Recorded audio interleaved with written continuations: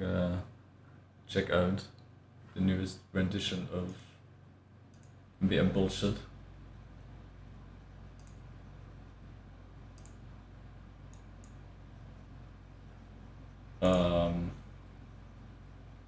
So here I was. Quite easy. We gotta preface this with something. Cause MvM stereotypes, we've seen this before many times. And there's multiple compasses, if you will, that talk about alignments, like neutral evil, good neutral, that kind of thing, with like skill and toxicity, and then you find where in the common ground in the stereotypes where they land on that compass. And this is basically what he's talking about. But out of all the compasses that you could pick, this is probably one that's biased towards him more, and then against others as well. So you can only take some of this with a grain of salt, and some of the stuff that's in here, I don't even know, but okay. I mean, certainly some interesting things we could look at, and I'll give you my 2 cents if you give a shit. Probably not, but whatever. Right.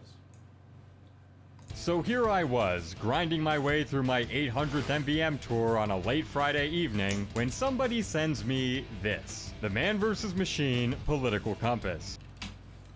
So yeah, we got this beautiful colorization of stereotypes over, and there's a couple of them. Some are not as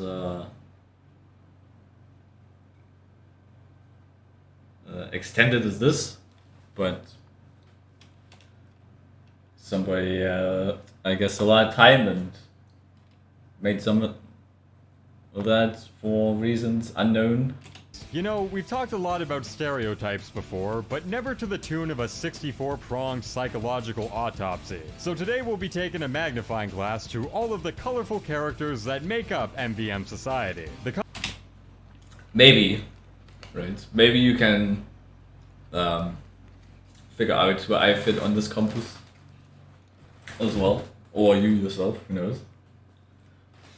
Compass is divided into 4 quadrants based on levels of competency and toxicity, how bad you are at fighting the robots, and how good you are at fighting your teammates. We'll start with the least toxic quadrants and work our way up. Let me know which one you are in the comments below. The Zero Tour. Unknowingly stepped into the biggest cesspit of TF2. Probably solo queues and has no idea what he's doing. 80% chance he stops playing after 2 tours. I'd say this was true like 5 years ago, but not now, given that the infinite salt mine of high tour shit flinging is half the game mode's ad budget nowadays. Most people know what they're getting into. It isn't as big of a shithole as you'd be led to believe though. It's not uncommon to match with high tours and get a seamless carry to the end without any drama at all. And sure, most Zero Tours will quit the game, but that's not surprising. You could blow a couple of bucks on an MvM mission, or you could grind Frontier for an hour while gorging on Mars bars. Makes sense why people don't tend to stick around. The Oblivious. Doesn't have a clue what game he's playing, ignores all attempts to communicate, only time he responds is when he types Y after getting kicked on last.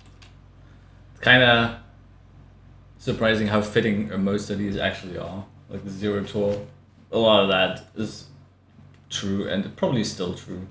I mean, there's some, I guess it depends on what tour you're actually playing. You might run into more toxicity, but we'll get into that.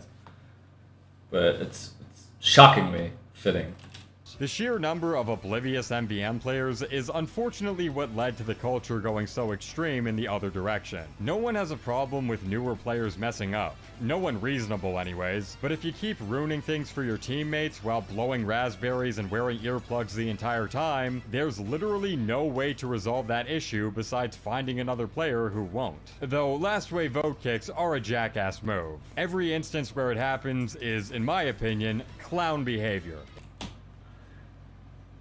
Depends, right? I mean, you could kick cheaters on last. Is that clown behavior? I don't know. If you held on to a dipshit player all the way until the end, clearly the problems weren't big enough to care about. The Pyro main, whether gas or air blast, will always be a pain in the ass. Feels validated because it worked at one time in 2 cities, 75% chance of owning a fursuit. Oh, you're not wrong on that one. Low tour pyros having a bad reputation has been a meme for over a decade at this point. Half of their game time is spent flinging shit around the map, while the other half is spent running in, throwing gas, dying immediately, but you still kill everything anyways because welcome to good balance design. Combine that with not buying resistances, not switching to flog on tank waves, wasting the gas before the medics drop, and everyone's become conditioned to associate this number with this player icon as a newly minted Special Olympics coaching session. I mean, the switch off the flog on tank waves kind of boring, kind of bullshit too. Shouldn't even be possible if you couldn't just fucking spam infinite refunds, but alright, small valve bollocks. The lights are on, but nobody's home. Wave failed Freddy. The reason your team lost Wave 1 twice in a row, probably trying to do something stupid or has little experience, high chance to rage quit before you kick him. I disagree with that last part. Low tours might be ass at the game, but they're like fucking Rocky, man. They don't stop getting back up. High tours usually know when a group is a sinking ship and have enough foresight to get out early. Low tours don't have that, so they'll tank 6 wave losses in a row and still refuse to disconnect. Debatable. I mean, it probably depends on who you run into. There's a lot of low tours who just don't give a shit. They ready up with like 2 people that selected the class. Like, I don't know, it depends, I guess. This only really happens on teams full of new players though, but even then, the vast majority of gameplay issues are very recoverable. Most of the time, the team wiping issues are there before the wave even begins, like not having an engineer or deferring the medic killer role to the sniper before he decides to lock in the huntsman. Shit like that. Low tours are no more flaky rage quitters than any other demographic of players. Quite the opposite in my experience, so I think the description here is a bit off base. The time waster. Spends all day at the upgrade terminal, never F4s, might occasionally ask the team to wait so he can do something IRL. What people don't seem to understand is that if even one player on your team decides to run the F4 clock down to 0, that adds an extra minute to every single wave. And whose fault is that? Is that the player's fault? I would say it's a design fault by Valve once again. I mean, if the wave's over, I would suggest the timer instantly starts, and then, you know, I mean, you're there to play the fucking game, right? And if there's like one guy who has to go away, it's not really a big of a deal to begin with, but at the same time, shit out of luck, gotta keep moving, come on. And it also would benefit them, probably. I don't know, I can't base this on anything. You know, if the game just moves on faster and faster, people are gonna spend that money faster and faster, right? And they want that money. And considering that most missions average around 6 to 7 waves across half-an-hour gameplay durations, you end up tacking on an extra 20% to the mission's total completion time. Not because of losing a gate or getting pushed back to the hatch, but because one kid on the other team is alt-tabbed while drooling into their lucky charms. I've been studying this phenomenon for over a year now, and have almost 100 missions worth of data. This, on the other hand, this is deranged behavior. He has an hour of data on ready up timers. Brother, you need to get the fuck out side and touch something else than this fucking game. If you make it a spreadsheet about ready up times of people by name too,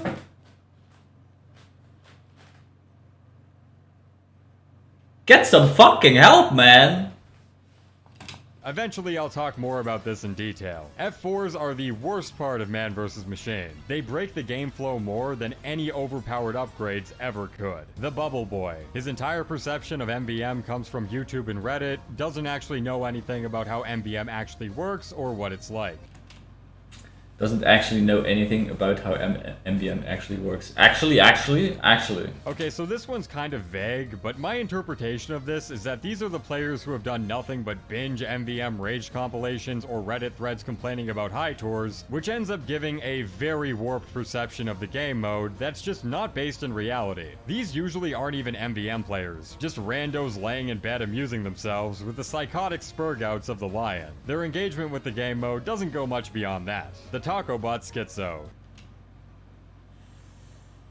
thinks everything bad that happens in MvM is due to TacoBot. Reddit admin Energy reports every person who's toxic in MvM for harassment. Okay, that last one is definitely not true. Can't remember a time where anyone decided to pull out the report card. If that worked at all, MvM would have a much different reputation. I mean, you can't really say who reports who because, I don't know, not everyone's probably announcing that they're going to report you for whatever the fuck offended them about what you did. Then again, even if they do that and report people, chances are that Valve on the other end is going to do fuck all because it's Valve. And acting on reports is not on their fucking bingo card. The rest of it is pretty on point though. TacoBot has become an all-encompassing synonym for dickbag MvM player, even though the vast majority of shitty encounters have nothing to do with TacoBot, especially in 2026. It's a catch-all term that nowadays is pretty outdated. Maribot is who you actually gotta look out for, but we'll get to them later. The medic main. Always insta-locks medic even when there's no NG or scout, always assumes that people will die without being pocketed, will never use a canteen, ever. So a common noob MvM opinion is that medic is the most important class in the game, likely a holdover from other co-op games where the healer is an essential role, likewise with casual TF2. In MvM, however, this just isn't the case. He's a solid choice to be sure, but nowhere even remotely close to being essential. As long as the DPS classes buy a few points of health on kill, that's enough sustain to keep them alive. Now, if you decide to spam canteens on your teammates, he catapults himself back into peak position, but most new MvM players don't really do this. And I wonder how that works. You catapult yourself in a peak position by just spamming canteens? I don't know. Almost sounds like to me when a shit player uses a mechanic, that it's kind of fucking unbalanced. If it just makes him, you know, close to god tier level of gameplay. But who knows? Maybe canteens are just, you know, that good for the game as well, you know? You want the bad players to be better, right? So why not just give everyone something that, you know, destroys everything on the spot? They got the shields and the Ubers and the heals to make themselves a valuable asset, but rolling chug jugs on cooldown is something that most low tours don't ever think of doing, let alone know how to do at all. The child, much to everyone's dismay, managed to get his hands on an MvM ticket. Completely unteachable, everyone celebrates when his final ticket is consumed. This was a much larger chunk of the player base a decade ago. Half the reason I tried out MvM to begin with was because of the old diaper teleporter video from Star and Germa. Valve also used to put Tour of Duty tickets in everyone's Christmas stockings, which gave every player with a pulse a free mission of their choosing. Everyone quickly learned to avoid solo queuing around this point in time. Haven't seen a squeaker over the mic in years at this point. Most of the new bloods seem to be teenagers at the very least. I mean, the old players from back then, right, they aren't kids anymore, so they're like adults now, so naturally they wouldn't be around anymore. And I don't know, maybe new players just don't come around as much anymore because there's more shinier and better games to play than just try and get into this fucking old ass game with its jank all over the place. God's sake, it still starts up with like 800, 600 resolution. Like, what the fuck? Oil spill. On new install. Either completely brainless low tours or high tours playing troll strats. Between no Aussies and boring long waves, queue here is fucking dead. The vast majority of oil spill queues are done accidentally by first time players who have no idea that it doesn't drop Australiums. Probably true. This is one of the biggest problems with the game mode in general, and in my opinion, Valve should just delete the tour entirely. I mean, you don't have to delete something, right? You could just restructure it, reorganize it in a way. But that all requires work, and Valve doesn't want to do work, so nothing's gonna change. Ever. Solo queuing can sometimes take over half an hour, there's no payoff at the end, and the gameplay is the equivalent of eating a big plate of unseasoned, overcooked rice. If Valve were smart, they would take it out of the game. It's nothing but a detriment to have this be a common first impression for... Why would they be smart by taking it out of the game? There's still people spending $6 on a tour that basically is fucking giving you shit all out of it. So they're just siphoning cash out of unknowing customers again. So business strategy. for new players. Kicked on last, probably ran into toxic high tours without realizing it, or thought he was safe to complete. Likely on the verge of quitting MvM entirely, bonus points if he gets kicked silently for fun. So this is a very rare occurrence, but it does happen to new players every once in a while. There will be a dedicated stack of high tour players with well-known reputations for being shitbags, and everyone who's been around the block knows to stay away from them. New players don't get that same luxury, so they spend the whole game thinking they're getting an easy carry to the end, only for the high tours to pull the rug from under them and cuck you out of loot drops right at the very end. Sometimes it's for cheap, toxic thrills, sometimes it's revenge for forcing them to pick up your slack, other times it's nothing personal and they just want their friend using a VPN to replace you last second, all in the name of synchronizing their tour progress. It's the hallmark of self-serving dickish behavior, but thankfully it happens almost never. Don't know if it almost never happens, no idea. I know that it does happen and people do it, and there should definitely be some repercussions about just ruining, you know, the game for others. And I think there have been, but not enough.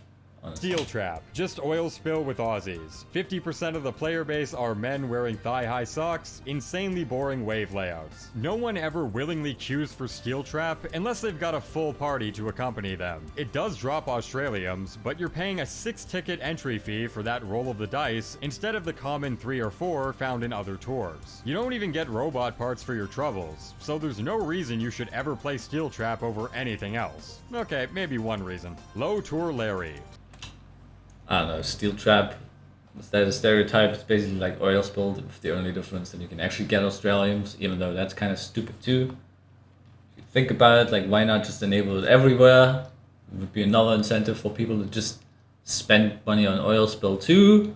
But okay, I don't know, it just makes no sense really. Plays off-meta MvM loadouts and classes, might not even use upgrades, plays MvM purely for fun and to goof around. This is true, but usually out of ignorance and not personal choice. Most new players have no idea what classes, loadouts, and upgrade paths are the best, so they just run with whatever sounds good. I mean, that's how being a new player works.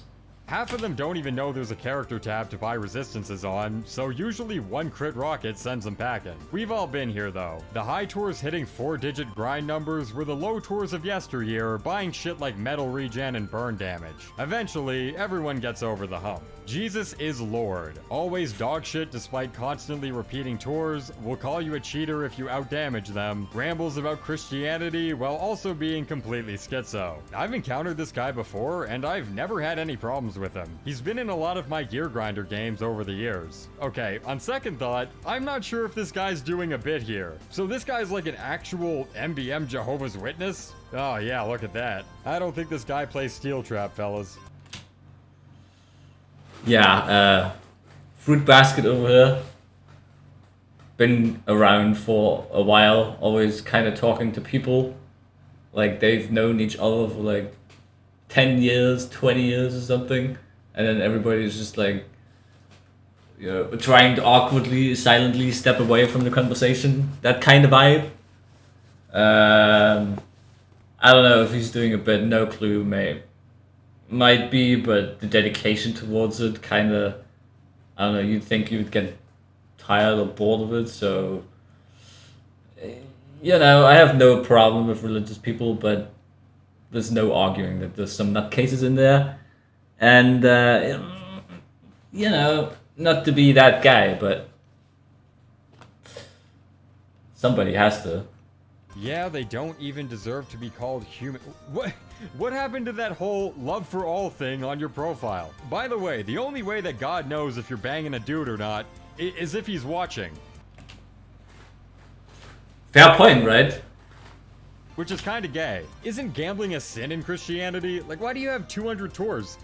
MvM has some weird people, man. The Wheezy Viewer. Hey, that's you guys. Skill ranges from trash to mediocre. Thinks that drama from 3 years ago is still going on. 50% chance he doesn't even play MvM. That's true, actually. I remember polling my audience about their MvM activity status, and I don't recall the numbers off memory, but I remember it was very low. The sparse upload cadence of the TF2 community makes even vaguely relatable TF2 videos something that gains a large following. Broadly speaking, you guys are shit at the game. And that's okay, because all that means is I get more juicy ad revenue whenever you rewatch the old weapon tier lists and what have you. My dashboard indicates it's a yearly tradition for many of you, of which I am forever grateful. The F2 bot. Always F2s no matter what, just wants to finish his tour, 50% chance of rage quitting if somebody else gets kicked. So this is referencing pressing F2 whenever a vote kick is called. These are players who find vote kicking usually unproductive, and simply carrying a shit player or teaching them how to play is less of a hindrance than searching for a new body. Most of the time they'll leave if it's their friend on the chopping block, but that's very rarely the case actually. Even calling a vote kick is enough to indicate a disparity in values between the kicker and the rest of the team.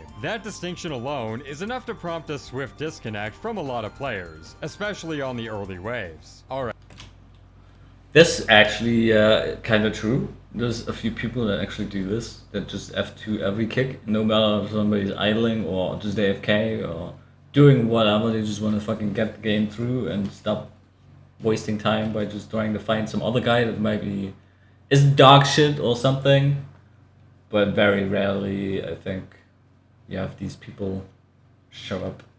Right, so that was the bottom left quadrant, the low skill, low toxicity one. Now we're moving over to bottom right. Low toxicity, but high skill. 2 cities, 95% chance you started here as it's by far the most profitable and has the most class variety. You either play 100 tours and leave, or stay and rack up 1,000 tours. And most MvM players just usually get a couple missions in a few times a year, and not much beyond that. The demographic of players emptying out their piss drawers for their weekly allowance doesn't cross outside 100 or so. 2 cities being the most popular is entirely down to the robot parts and fabricator drops. If these were transferred over to other tours, you'd see the player base shift overnight. Players don't follow the gameplay or the class variety. They follow the incentives. Basic competency. Never Pretty true, I would say. If they switch it and allow other things somewhere else, I'm sure a lot of 2 cities players would just go to Mecca or Geogranda, because they would have the same chance there for less tickets,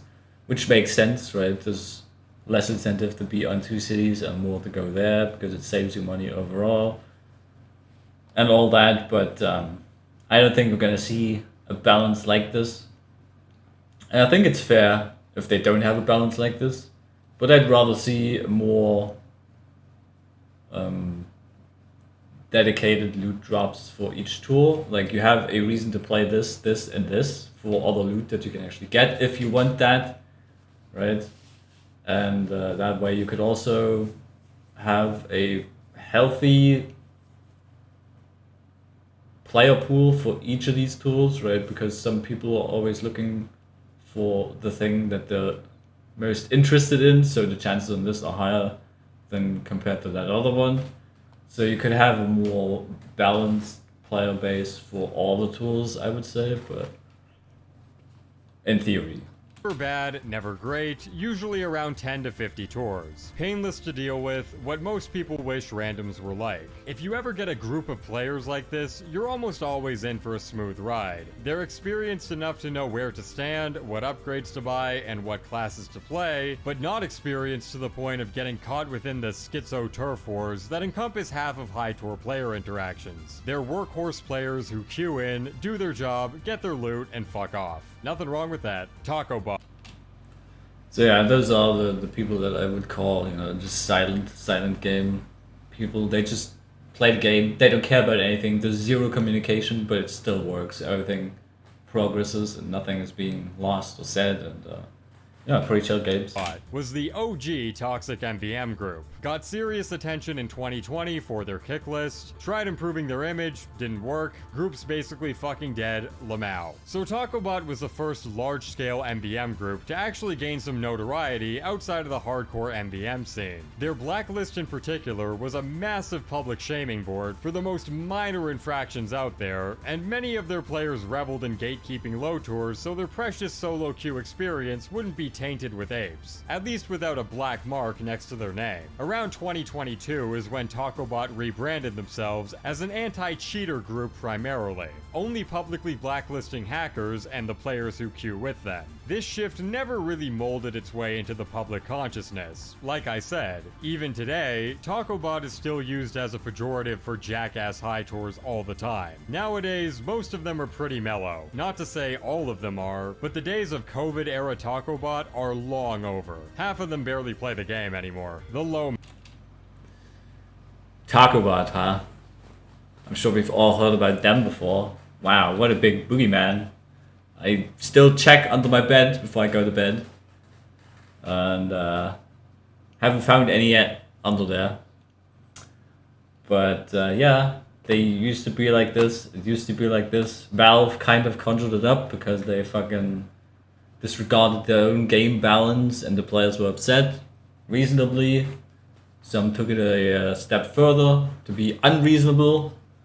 And all of that culminated in the biggest fucking shit show around back then. Like he said, nowadays pretty chill. Most of the people in there don't really care beyond, you know, getting rid of cheaters, running some accountability there. Basically keeping it free from that shit, and yeah, that's pretty much it. I don't know, I wouldn't say the group is dead. They're still pretty active in terms of, you know, entries and playing, but as far as the public space goes, it's pretty much nothing anymore. And I don't think anyone ever, you know, talks about, oh my god, this guy was in TacoBot, we should kick him or something. Nobody does that, other than ultra haters or posers or cheater supporters, something like this maybe. Manner. Usually pretty high skill, but never ever shuts up about how many missions that they've low man. Strong low manner to cheater / cheater supporter pipeline. Unfamiliar with that last part, very familiar with the first one. Low manners are the guys who grind out MvM missions with as few players as possible, usually 2. They attempt as many duo class combinations as can be done, and get off on being the first team to grind out a never been done before combination. It's a badge of honor in the hardcore MvM scene, and you'll definitely hear about it. Even tried it myself a few months ago. It's a pretty fun challenge. Basil. So yeah, low manners can never fucking shut up about being low manners. They have to constantly fucking remind people that they're low manning, that they're talking about this and that in that context too, as low manners, even though it doesn't even make any fucking sense. What you're talking about here as like normal gameplay goes, but okay, cool, you have this cool thing that you're into, fine, I really don't give a shit, okay? I don't want to hear about it every fucking 2 seconds you open your mouth or you fucking type a comment somewhere. Holy shit, we get it. You enjoy the game so much, you're insane enough to fucking play it with 2 people only. Cool, fantastic, give yourself that gold star and then fuck off and leave me alone with it. Has spent the last year and a half working on fixing his image after Weezy made 3 videos showing him to be a massive retard. Nobody really cares and still treats him like a leper. So there's where the bias comes in, right? The last year and a half working on fixing his image. I don't know when this was made, but yeah, clearly a pro-Weezy against Basil kind of compass over here. And I don't know what fixing his image is even about. I mean, yeah, he tried fixing his image because somebody fucking impersonated him, doing things apparently that he, I don't know, maybe or maybe not did. We can't tell because, you know, the entire credibility of impersonating someone goes down the shitter. So who knows who did something in the end. I don't know.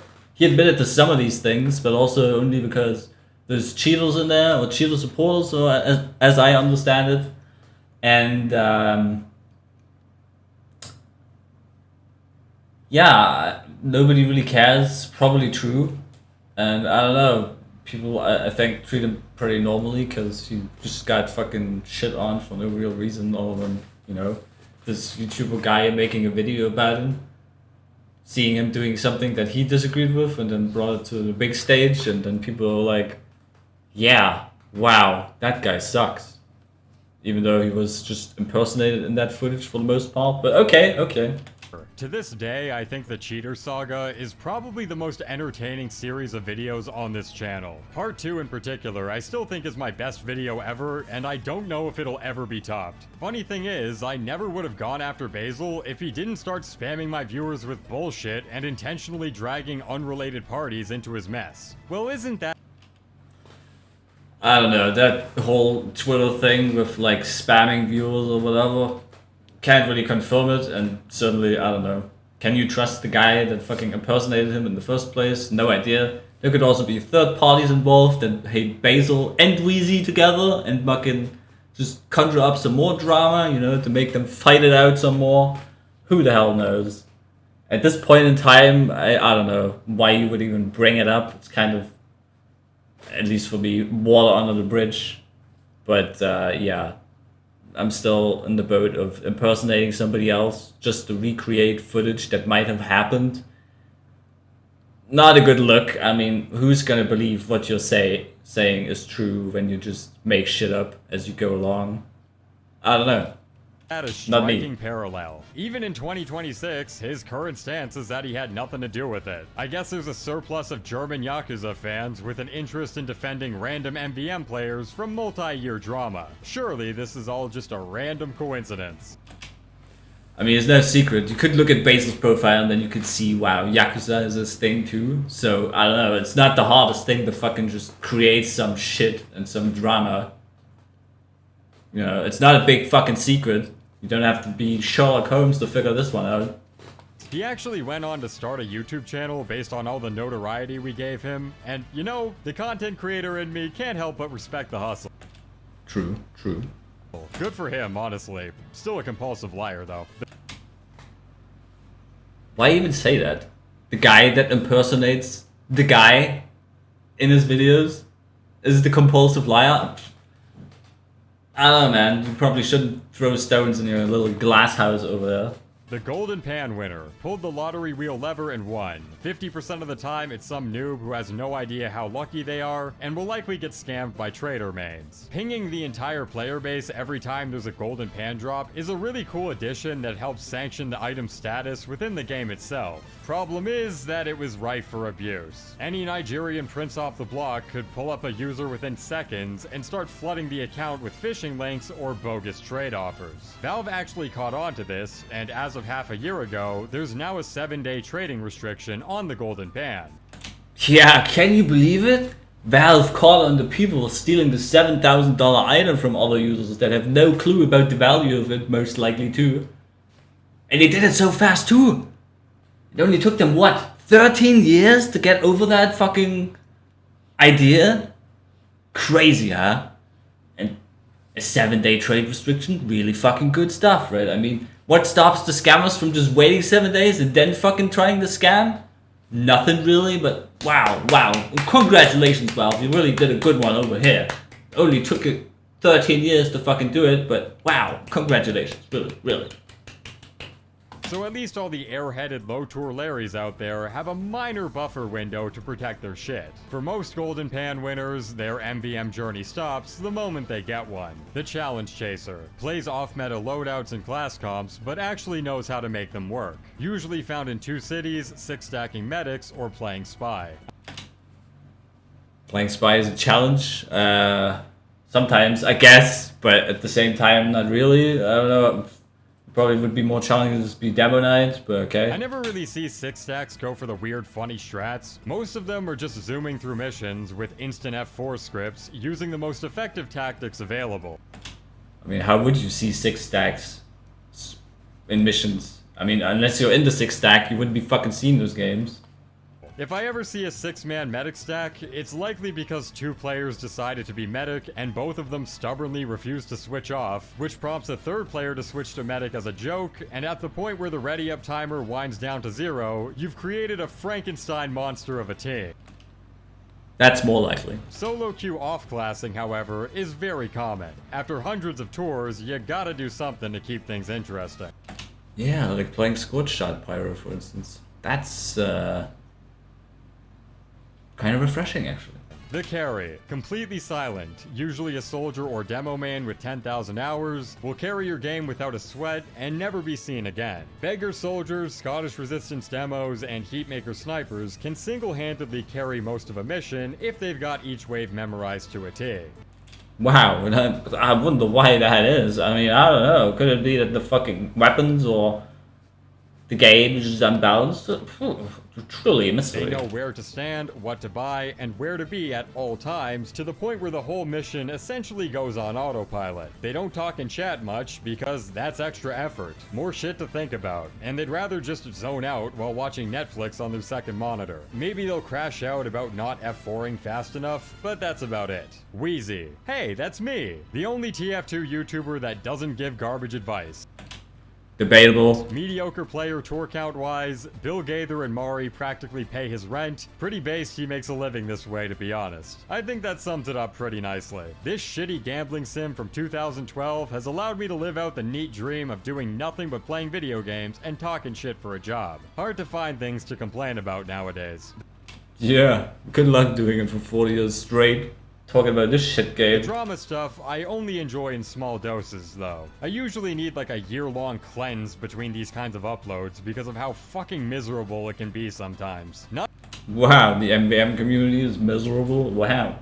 Not denying that mediocre player accusation either. Most MvM players with 850 tours are probably better than me, but all of you fuckers had a 10-year head start to become the MvM guy before I started lopping up those content scraps like the hungry hippo I am. You had your chance, you blew it, and now you gotta deal with the peel. Burned out high tour. No longer has the energy to be toxic or yell at randoms. Usually solo queues in 2 cities. Most of his friends probably quit a while ago, and he likely will too.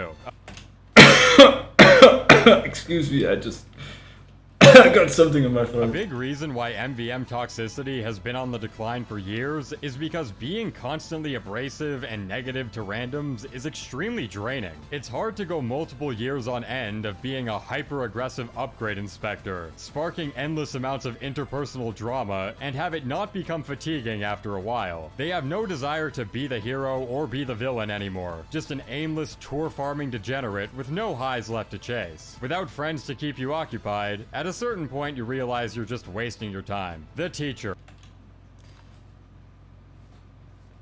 Probably the only thing keeping new players from quitting entirely. Will probably teach for a year, get discouraged, and either go toxic or quit. Likely a masochist. So this is referencing the fact that coaching new players is a test of patience unlike no other. You think it'd be as simple as buy these upgrades, don't shoot uber medics, F4, play game, but that's not how it goes the vast majority of the time. There have been so many bad apples that don't want to communicate or tell everyone to fuck off and let them play how they want, which in a cooperative game mode isn't a mindset that most people appreciate when your actions can negatively affect others in your group. This is enough to radicalize a lot of high tours onto a path of toxicity out of nothing but sheer contempt for their good faith efforts not being recognized. The players who avoid that impulse are the ones keeping new blood around.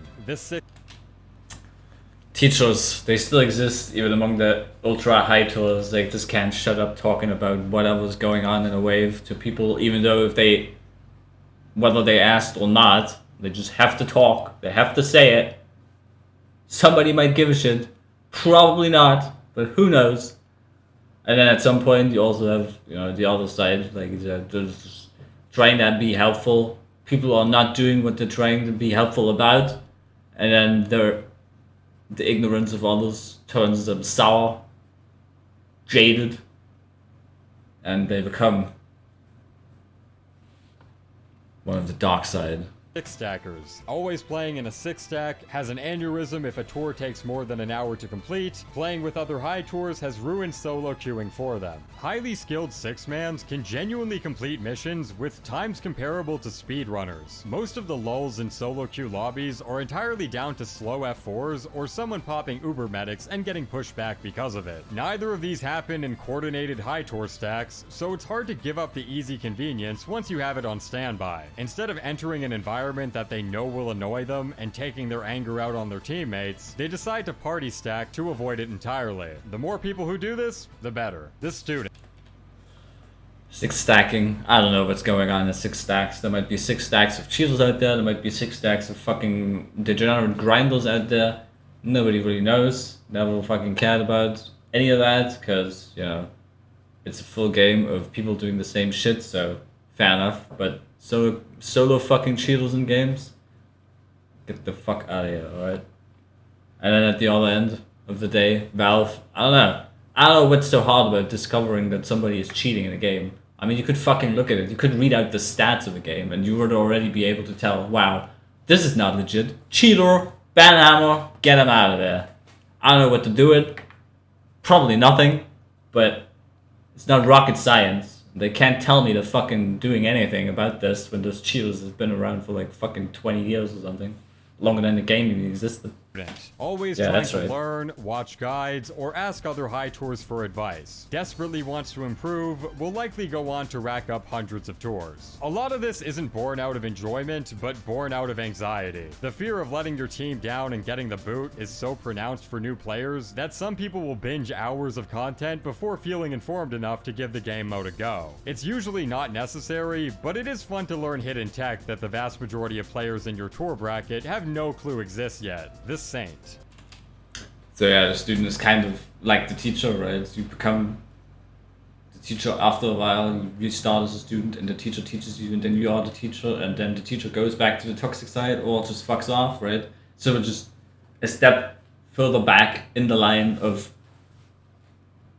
suffering. Will always stick around until the game ends or the team leaves, regardless of how long it takes. Always the one trying to help settle arguments and ease hostilities. These are the pro-social, hyper-agreeable people that work extremely well in team environments. Not just in TF2, but in literally every aspect of life. They're hard to anger, easy to get along with, and very forgiving of any in-game related wrongdoings. Some players are true stoics, but most people can't keep the act up without wanting to killbind IRL. Creamy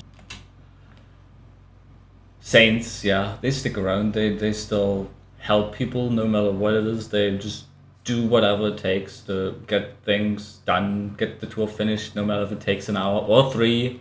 There's some that, you know, do this still, but at the same time, they're probably also another form of degeneracy you can find in MvM, right? So on one side you have the overly aggressive people, and then on the other side you have the overly calm people that just, you know, want to help, want to get the people, you know, the shiny loot, and then say, wow, I really love that we took 4 hours for this guy to get a 3-box Australian Blutsauger. So proud of it. Junior, highest tour count in all of MvM by far. Pretty much exclusively found in Expert 6 stacks. Senior citizen, has a backpack worth more than your house. Okay, so this guy is just genuinely a fucking maniac, and I don't mean that in the traditional sense. I mean, he could mean it in a traditional sense. It's kind of a maniac. Creamy Jr. has completed, no joke, almost 7,500 tours. That is fucking insane. That is fucking insane. And I don't know how people do it, why they do it. I have no clue. Apparently, I don't know, they're either rich, they're fucking bored as shit, have no social life. I don't fucking know. How do you grind this fucking garbage game for so fucking long, for so many times, for what even? I don't know. I don't even think he's ever found a fucking pan. I don't know. Is that the goal? Is he just fucking off until he got that? I don't fucking know. I don't know the guy. I don't really care. But it's just, if you think about it, it's just, why? Just why, bro? Why are you doing it? But what's even... I couldn't stand playing this game more than a day in a week. For like 8 hours. At most. Even more insane is that he's 1,800 tours ahead of second place. 1,800. That's a big enough number to put you in the top 100 worldwide just on its own. And that's just his delta between him and the next guy on the rankings. His backpack is pages upon pages of purples too. Where the fuck does the guy get the money for this? I've never seen Creamy Jr. in game myself, so I assume he lives and dies by the party stack. But the reality of having a near 5,000 tour gear grinder badge is something that's just incomprehensible to me. The thought of grinding like 2 tours a day for a decade is straight up fucking nauseating, and I get paid for this shit. This guy just does it for the love of the game. Within the next few years, he'll probably be the first player in TF2 history to hit a 5-digit tour count. Just 4,000 hours and $8,000 to go. How Yeah, wow, what an accomplishment. How people can go on like this for a decade, I'll never know. Sola the Sun God, second highest tour count in all of MvM, carries on US despite being 300 ping from Korea, ridiculously chill. I got nothing to add for this guy. Never seen Sola in a game either, though 70% of his tours do come from Mecha Engine, so I'm assuming he's a fan of Cookie Clicker. As far as I know, mostly Mecha Engine, and we all know what's going on in Mecha Engine, right? You can have a fucking 900 ping, and it probably doesn't matter if you just stand on a rock. At the same time, this might speak of, well, not really of the age of this, but I think they've been around for a while. And do you even get still placed in other servers with high ping? Shouldn't they be just locked down in their own region now? And I don't know. Might be outdated, not true anymore. Who the fuck knows? I don't know. I don't play Mecha Engine. Fuck that tour. And yeah. And that's the bottom right quadrant done. Now we're going to the top left. These are the low skill, high toxicity types. The least redeeming combination of all. The cheater's supporter. A slave to cheaters. The mental gymnastics used to defend it are insane, blinded by gambling addiction. So this makes up about 50% of the total MvM community. Half of the player base are completely fine with taking a free win wherever they see one. The gameplay experience is a mere obstacle to the loot farm at the end. People would sooner levitate to the finish line than uphold the game mode's integrity. It's just a monkey-brained, want things now mentality without any regard for how it devalues the rewards or the grind it takes to get them. In my opinion, defending it is a bad call, but I do understand why a lot of people are mostly ambivalent towards them. People like their quick and easy Aussies. Why walk in the cold when you can take the train? I don't know, if they like quick and easy Aussies, maybe they could stop spending like hundreds of dollars just to get a fucking Australian Blutsaga. There's the Steam community market. Go fucking there and just buy what you want. Instead of shitting up the game by fucking supporting cheaters. But alright, alright.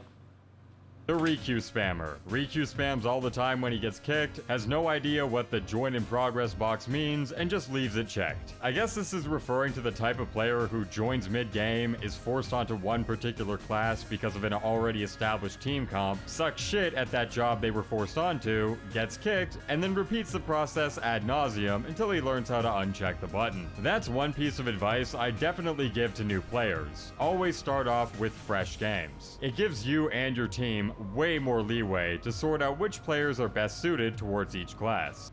Now that's good advice. If you just have no clue what's going on and then you queue for games in progress and you end up on wave 4 and then you're sitting there, oh, what is this? What is that? What do I even do? Holy shit.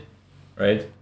But the requeue thing, there's like some people that just don't know how to disable it, I guess, because they keep leaving games and then just end up in the same game over and over again. And those are not the people that would go and, you know, try to find games in progress, I would assume anyway, because you can't really tell, but at the same time, it's not that hard. You can read menus, right? Do they have a HUD where it just doesn't show up? I don't know, man. I don't know, but there's still people. There's still people that just queue the same game for like 4 times in a row and they don't want to play in it. I don't know what's going on. Something's wrong. In-progress games have in-progress problems. If you can't be whatever finishing puzzle piece the team might need to get the waves rolling again, avoid putting yourself in that situation to begin with. The language barrier. Usually a South American playing on an EU server with ungodly ping, impossible to understand what he's saying even with translators, 100+ ping, always. I don't know, not really a thing anymore as far as I know. Then again, EU language barrier could be something too. You don't have to be in South America over here. We have like what, fucking 20 something languages in Europe alone that aren't really compatible with each other, so I don't know. Still could be a problem, but regional restrictions kind of fixed this, I would assume now. But haven't really seen this as much anymore. I mean, you have the occasional Russian that shows up and has no clue what the fuck's going on. But beyond that, in the general rest of the EU. I would say at least is English pretty common, right? And people know how to communicate, so not sure. Something you'll realize very early on is a lot of these players end up tagging along in high tour groups primarily. Newer teams can struggle a lot with missions early on, and if no one's able to communicate, they usually disintegrate very quickly. Big Rock Snipers and SR demos, on the other hand, don't need a translator, so these will be the games where typing hieroglyphics to each other won't result in the nearest brick wall taking 5 consecutive head bashings. The meta slave will always adhere to the meta, cannot define the meta to save his life, will probably scream at heavy for running stock, and then hit second lowest damage. Most MvM players only know that something is meta, and not exactly why something is meta. The two cities comp of Scout, Soldier, Demo, Heavy, NG, and Medic is very much a relic of the early days where access to refunding upgrades after each wave didn't exist yet. Most waves in the game can be optimized far beyond that composition's peak potential, especially on the other tours where the two cities meta is still heralded as gospel among new players, despite the balancing conditions being entirely different. It's a good skeleton to build a team off of, ditto with having the highest utility options in each weapon slot, but it isn't this rigid structure that must be strictly adhered to. Most people can dip their toes outside the meta, and provided you're not running 3 Trojers, you'll be fine. Meta slaves, seen them all over the place. Not so much anymore. I think pretty chilled out. At least in 2 cities, where people are just not freaking when they see a spy or a sniper as much anymore. Or if you have like a stock medic gun, oh my god, you're not running a crit sweep? What are you doing? What are you doing? The scout doesn't have a fan wall? What are you doing? Why are you even playing this game? It's not like that anymore at all. Like, maybe that's something to do with the game just being made more piss fucking easy by gas spammers or canteen spammers or whatever. I don't know. But yeah. A relic of the past most of the time. A cheater. Always have an awful ego when all they did was install scripts, claim what they do is okay because it's PvE. Many of them were caught being bot hosters and casual. Fuck these people. I can't say much in the way of cheater personalities. Contrary to what many high tour schizos might believe, my experience in talking with them is very limited. If they're bot hosting and casual though, that makes them the genuine scum of the earth. It just shows that you're not actually in it for the free loot. You're there to cause as much damage to the game as possible. The credit exploiters. These kind of go hand in hand in a way. Cheaters still around. There's still cheaters that have been around forever. Valve still wouldn't fucking lift a finger to ban them, to save their own fucking family over it. I don't know what they're doing. It's obvious as shit. They've probably been reported like hundreds of times. Still nothing happens. Why? Nobody fucking knows. And yeah, credit exploiters, they're just the same boat in a way. They're just using in-game exploits to get ahead, but at the same time, it's having the same effect. Somehow even more insufferable than actual cheaters. It's in the game, bro. Why are you complaining? Okay. Yeah, if that's the explanation, it's in the game, bro. Why are you complaining? Then I can also just spam squad shots 24/7, right? Or, you know, call you out on it because it's in the game. And what are you gonna do about it? I can also sit and fucking spawn and idle. It's also in the game. You're gonna complain about that too? I mean, it's not really a defense, is it? Okay, so I've ignored this one for a while now, but let's just say that with a clever use of game mechanics and a lot of front-loaded downtime, the infinite money glitch wasn't entirely patched out. Yeah, who could have imagined that there was multiple money fucking glitches out there in a game by Valve? Wow. I've tried to keep it under lock and key for years, but I think we're at the point now where if Valve doesn't patch it, it'll get abused day one of the MvM update like mad. That'll be way more destructive than letting the cat out of the bag right now and hopefully seeing a fix. GitHub link is in the description, go give it some eyeballs. Yeah, how the fuck is that not fixed yet? They have an entire GitHub with MvM fixes. People fix this shit for them and they still can't fucking figure out how to implement it somehow? Like, what is this? Hopefully Valve addresses it before the new tour launches. The Rage Baiter. Almost always just trying to troll for reactions, usually done after a high tour tells them what to do. Bonus points if they have a YouTube channel under 100 subs. It's no secret that high tours often have very short fuses, and the moment people identify that, they can become easy targets for content farming. Triggering people into manic freakouts for an easy 100k YouTube video, or just a funny Discord stream sesh, has become a meta onto itself at this point. They don't play for the loot, they play for laughs. The Wave Sniper. I don't know, rage battles, like, what do you even define that as? Like, some guy, like, you showed Harold, is he a rage baiter? Did they rage bait him into doing something? Not sure. What counts nowadays as rage bait anymore? Apparently everything can be rage bait. Equipping a gas bastard could be rage bait, or pressing M2 when you're playing Pyro, I don't know. Will always re-queue unless it's past wave 3, almost always a solo player, probably could do 2 whole missions in the time it takes for him to snipe a wave. Speaking from experience, trying to queue for an MvM mission with the sole intent of getting a mission that already has 20 minutes shaved off of it is deceptively counterproductive. Most open slots are from newer players rage quitting after a couple wave losses, so unless it's very far into the game, you're still, at best, breaking even on your time investment due to the group's lower damage output and slower F4 times. You're much better off playing a mission from scratch instead of digging for one that isn't. You'll waste way more time in queue than you ever would just smashing through all the waves you're trying to bypass. The anti-toxic. Yeah, I don't know, re-queuing in the games in progress, really just continuously doing that always escaped my understanding, because the more you fucking do it, the more time you waste trying to find a game that is in progress. So you might as well have just played the first game you queued 10 minutes ago and you would have already done one, instead of just continuing to look for more. Will idle or grief anyone if they act toxic, usually just mad that a high tour told them to swap off second NG. This is another one that I've never seen before. I've only ever seen... Yeah, I've also never seen this before. Like, why would a high tour tell somebody to swap off second NG?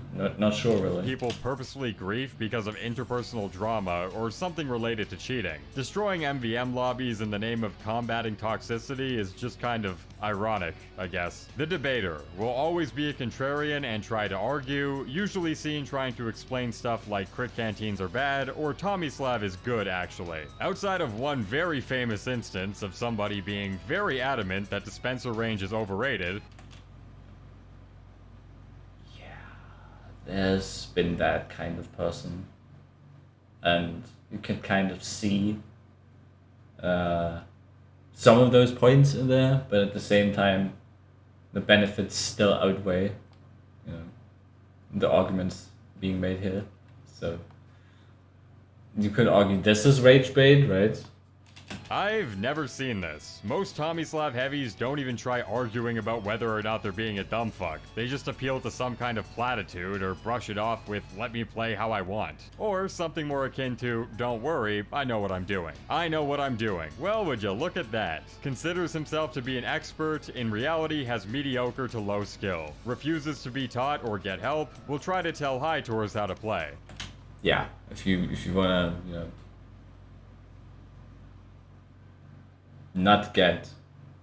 if you want to get your point across, never say I know what I'm doing, because whoever says that never knows what they're doing, no matter what they're doing. Every mission narrator's worst nightmare. If you ever hear someone say, I know what I'm doing, they don't. Ever. These people operate on some kind of divine inspiration, as if the poor track record of a particular strategy will miraculously dissipate and not apply to them and them alone. There's a reason why people experienced with the game mode give you a heads up beforehand. Just because the shit isn't out yet doesn't mean it ain't coming. The Leech. Usually a mediocre skill, mid to low tour player that begs to play with other high tours. High tours only keep them around so they have majority vote. Well, that and fast F4s. Having one extra guy not fucking around at the vending machine all day matters more than some scarce vote kick utility. Although I guess for some people it isn't a scarcity, but a way of life. Avoiding downtime both while queuing and during wave interims is the main benefit. As long as they're actually playing the game, it's hard to call that leeching in my eyes. Yeah, what even is considered leeching. Like if I solo queue and there's like 5 people in the game, are they leeching off of me? I've never seen it like this. Like what is going on? Am I leeching off of them when I'm just fucking around with some random shit? Like I don't know.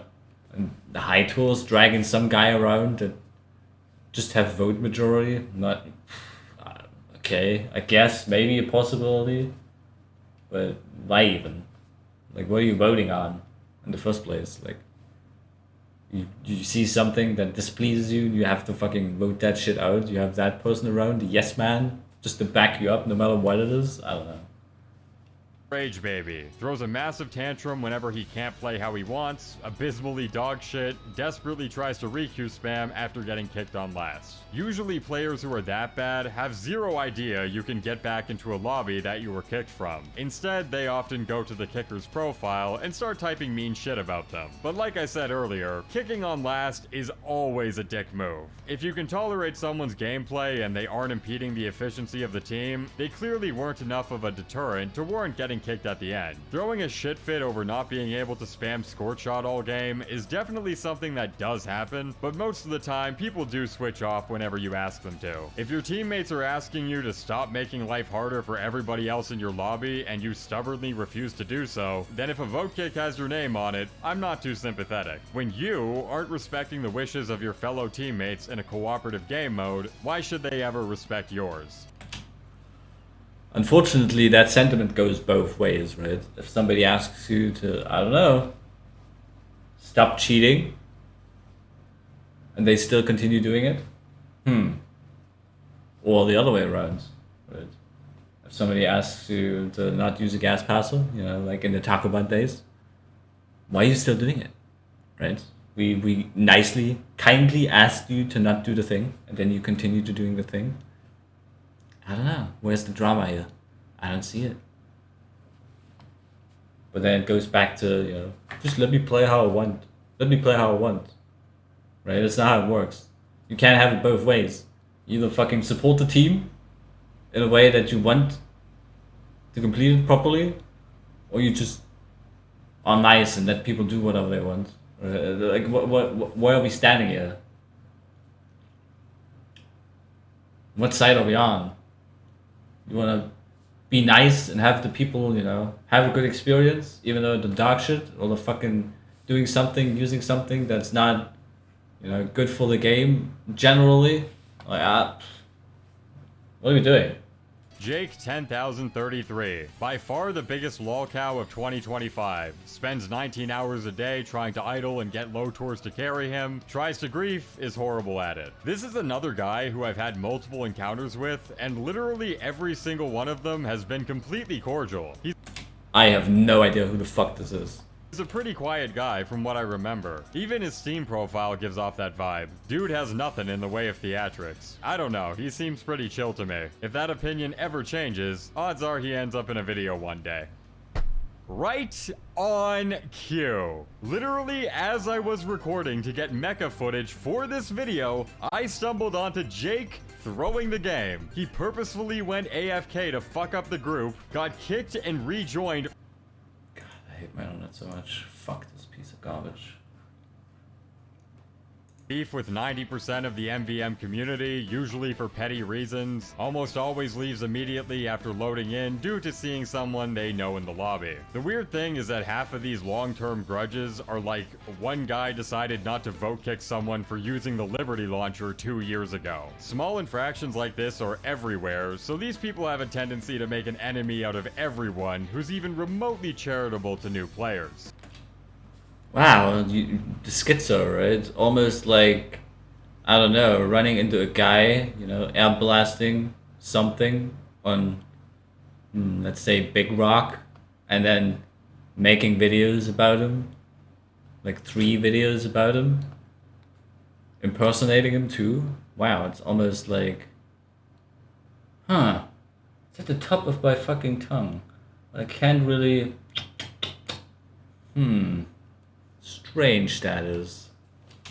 If F2ing a vote kick is enough for you to hold a multi-year grudge, then frankly, you're doing everybody a favor by getting out of there ASAP. No one wants to be around you anyways. If everyone you meet smells like shit, at a certain point you gotta check your own shoe. The Air Blast Griefer has mastered the art of making sure that the wave fails every time, will pyro push for the slightest provocation. Air Blast Griefing is kinda strange in how it actually takes a fair bit of skill. At the very least, knowledge of when it's best to expend ammo, when to stall the game, what robots to focus and which ones to avoid, getting into position for the most opportune troll spots. There's a lot going on for your average pyro griefer. When This is so old of footage, you can't even do that anymore. it's used to counteract cheater lobbies, I don't give a fuck. I think it's pretty based actually. But when it's used to simply mess with one guy out of a personal vendetta in an otherwise completely innocuous lobby, you become more of an asshole than the guy you're targeting. Again, destroying an MvM lobby in the name of fighting toxicity is one of the most hilarious concepts I've ever heard. You're not helping your teammates weed out the bad actor. You're using them as hostages for your own vindictive grudge match. You're not fighting the bad guy, you are the bad guy. And for the final quadrant, we have the high toxicity, high skill players. This is where a lot of MvM's most degenerate players reside. The MvM community. Whether you came for the loot, the fun, or got dragged along by friends, you're now stuck in one of the worst hellscapes in all of TF2. How is that even, like, what? The entire community is just a thing over here? Like, how does that work? So this is just over-exaggerated garbage, not worth taking seriously. If you unironically believe this, you either don't play the game mode and are exclusively influenced by YouTube ragebait, play the game mode but only exist in severely mentally ill high-tour cliques where drama is a way of life, or are someone with a piss-poor attitude who causes all the problems and blames everybody else when no one wants to play with you. In many ways, the MvM society is a microcosm of our own. Most people get along just fine. Generic high tour, typically silent, leaves if the lobby as a collective tour count is single digits, will probably carry you if you show decent skill, and F4. If you were to bet on the archetype that embodies the plurality of MvM high tours, it's this one. Hell, they used to be even more willing to tag along with lobies before the 2021 inspect change shot those coaching prowess in the dick. Nowadays, as long as there's a guarantee your teammates won't shoot Uber medics or spend a minute and a half waiting for one guy to F4, they'll probably stick around. Gear grinder. I don't know, I mean, there's generic high tools in there, right? That just fuck off randomly for no real reason. Nobody really knows them. Well, I don't know them anyway, but okay. They still exist, sure. Either the fastest tour or the slowest, with no in between. Your grandfather's tour, all the high tours play in 6 stacks or low mans, so good luck finding one. A lot of launch day veterans actually prefer Gear Grinder over everything else, for no other reason than familiarity. It was added a few months after the official release of the game mode, and was the most elite tour of the bunch. So when they were finally given the ability to drop Australians a year after the Two Cities update, a lot of those players migrated back to the missions that they enjoyed more. Gear Grinder without a pre-made is genuinely awful for new players though. Manworks Wave 3 and 5 are especially brutal, same with a lot of the giant Uber medic waves. Low tour heavies still haven't clued in on those guys yet. This is why high tours will jump in a 6 stack and segment themselves in a little gated community, unconcerned with the perils of the common man. Who can blame them honestly? Tour sucks shit sometimes. CK Game Fuel. Yeah, Gear Grinder. The OG tool in a way, which brought pain and suffering to a lot of people, and never really thought that was a bad tool, but not interested in it because butt killers fucking blow ass.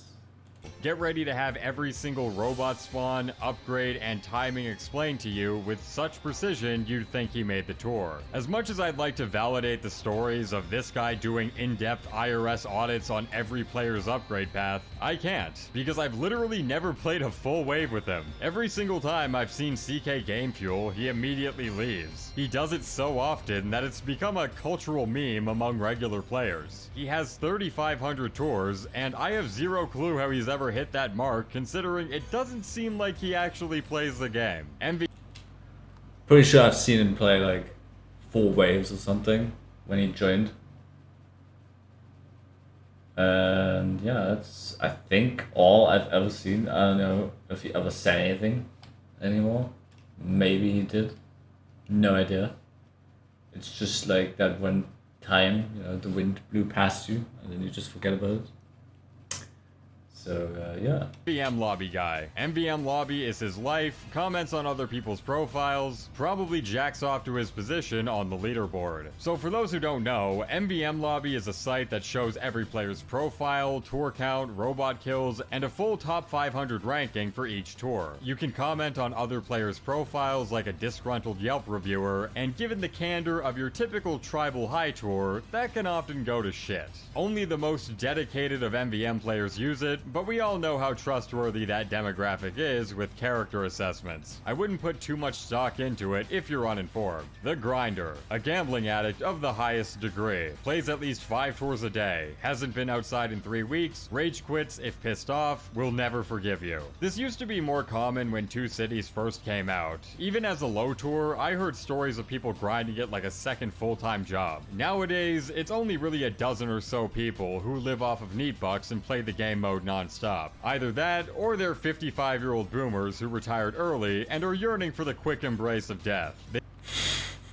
Pretty much true. They don't even do it for the loot at this point, just as a means of climbing a tour count status hierarchy. In reality, nobody cares. The Taskmaster micromanages every upgrade and wave, will refuse to ready up unless everyone does what he tells them to do, will turn a 30-minute mission into an hour. That's always been the inconsistency with these guys. They always say they want fast missions, but they end up adding an extra 15 minutes by going on self-flagellatory speeches about how other people aren't playing the game right. All of this time spent bitching and whining and idling in spawn for not being listened to could instead be spent on actually killing the bots. The goal isn't to complete the mission, the goal is to massage their own ego by mandating it be done on their own terms. Yeah, Taskmasters still, there's like a few people that do actually fit in that role, and they do tend to minuscule, but explain everything in minuscule detail until, you know, everybody is ready. Like, ready. Idle Rockers, one of the most rigid and draconian strategies in all of MvM. Stay off snipers rock and bust tanks, or get ready to hear a lot of nasty words and get kicked. So idle rocking is the aforementioned Godspot sniper rock that turns the game into a level 1 aim trading simulator for a single player. All you need is an engineer for a maxed out dispenser, a teleporter to set up on the rock Godspot, and a Widowmaker with some crit canteens to gun down those rolling damage sponges. With these 2 classes, the mission plays itself. Some high tours even group up with 4 alts at a time so they can 2-man the lobby while quadrupling their loot rolls. This has been the predominant strategy for years and should definitely be nerfed one day, but I doubt it ever will be. Should definitely be nerfed, yeah, for sure. But as it is with Valve, we're probably not going to see that, because they don't do things like that. And with that, Mecha Engine, evidently, will be still the worst tool on the fucking planet. Mecha Engine, the most bipolar tour in MvM, skill range is either godly or complete trash, solo queue is a pain here, half the high tours are Mari members. Mecha either constitutes an idle rock team AFKing their way through the mission, or everyone getting cock-blocked on Broken Parts Wave 6 before rage quitting after failing for an hour. There's very little in between there. The former has given Mecha the fastest tour completion time of any tour in the game, so if you're looking to roll for as many Australians as possible in the shortest amount of time, this is where you go. There aren't any robot parts or killstreak fabricators, so you do end up losing a lot more money over time, but technically, it is the fastest way of strictly farming Australians. The Gatekeepers. Skilled, but extremely petty. Usually trying to force low tours into boring draconian strategies, will typically call a vote kick or rage quit if you outdamage them with a lower tour count.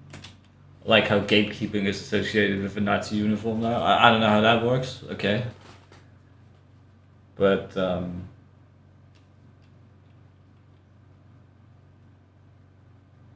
You do you, I guess. One thing you'll learn about hardcore MvM gatekeepers is that they actively prevent getting new blood into the game mode, unless they adhere to their infinite Russian nesting doll of purity tests encompassing what the game mode actually should be. Don't you dare off-class for even a moment, or hell, play pyro, even if literally the entire rest of the team is completely fine with it. There's one way to play and one way only. Adopt my framework or get idle griefed. Not fun to play with at all, but these people are like 1% of the player base, if that. Maribot, one of the most schizophrenic, unhinged groups in all of MvM, if not TF2 in general. MvM for them revolves entirely around toxicity. So I'll have a big video later this year going over the history of crazed high-tour motley crews, so I won't go too deep here.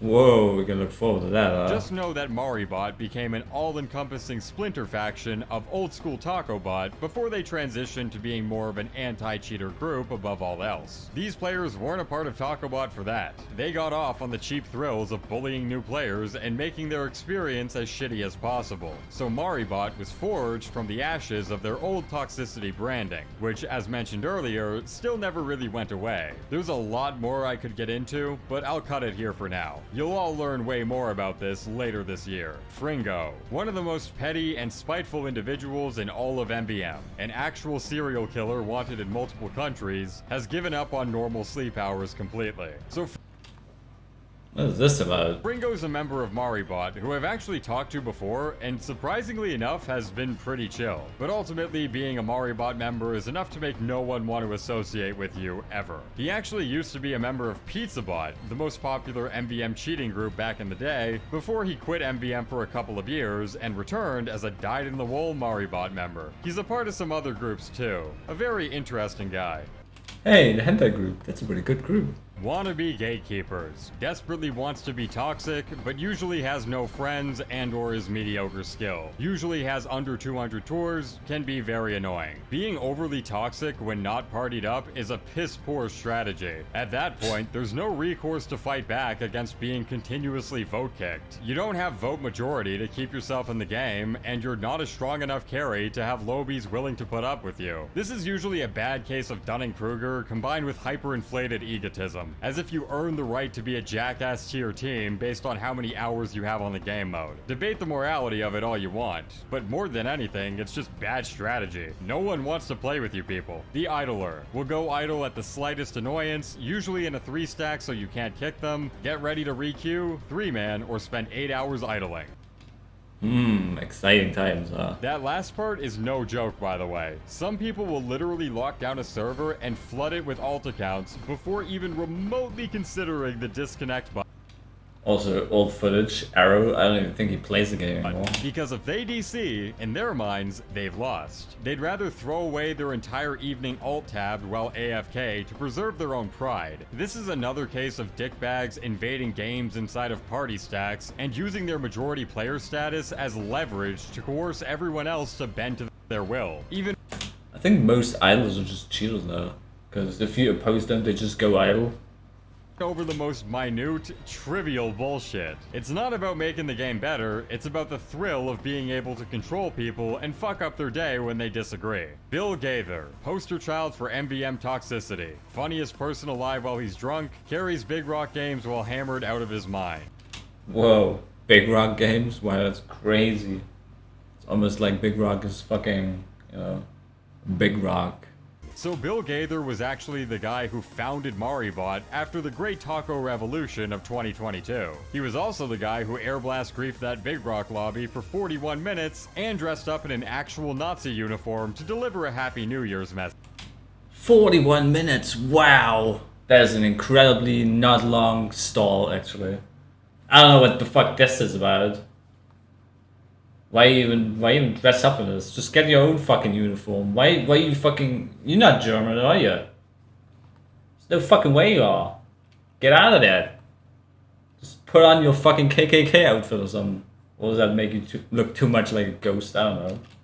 One look at his profile and you'll see the kind of guy he is. He's been on this grind for years. While other toxic names have come and gone, Bill Gaither remains as one of the few holdouts alive and kicking. Literally. However, despite Bill's energy... I mean, do you believe that they actually kicked 12,000 people? energetic appearance, he's got other shit to do. And as of 2025, Bill Gaither has relinquished his leadership role at Maribot to a new player. Whoa! Why did he do that? Too busy joining ICE? Enter Hydractra. MvM Hitler incarnate needs a reason not to kick someone, current leader of Maribot.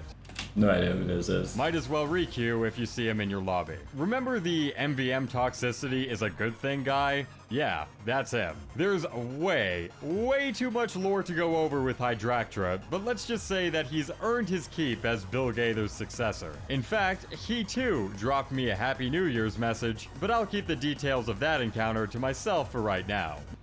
Why don't I get any new Happy New Year's messages? What is this? How far in their heads do you have to be that they send you personalized messages on New Year's? One day you'll know the full story. Till then, you'll just have to wait. Anyways, thank you all for watching the video. Twitter, Twitch, Discord, and second channel are all in the description. Next week I'll have an update video going over the future of this channel, but for now that's all I got. Wow, crazy. Wow, these stereotypes blew my mind. Not really. A lot of them are true, a lot of them probably not so much. I mean, a few of them are just specific to certain tools, not all of them. And I think there's better compasses out there.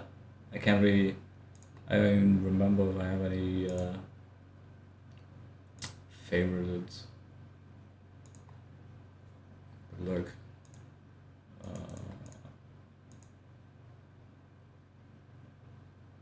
Oh yeah, there's this one. This updated one. Alpha version of this compass. Is this even still up? Not sure.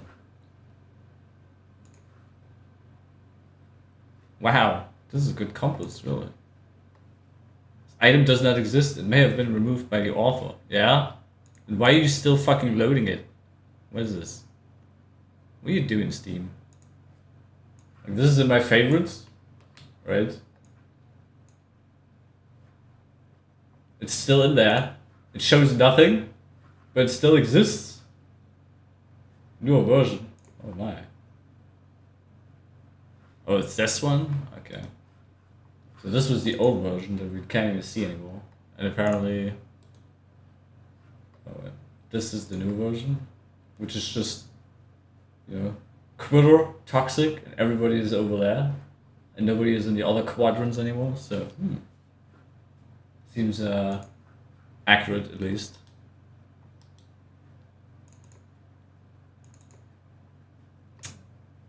Yeah, funny compass shit aside.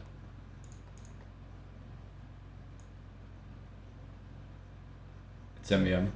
It's a cesspool. You should know by now. It's been so long. Valve won't do shit about it, and it's never gonna change. Because people don't change. And hilariously enough, while I was getting ready for today, this was uploaded in my friend's activity. Which, I don't know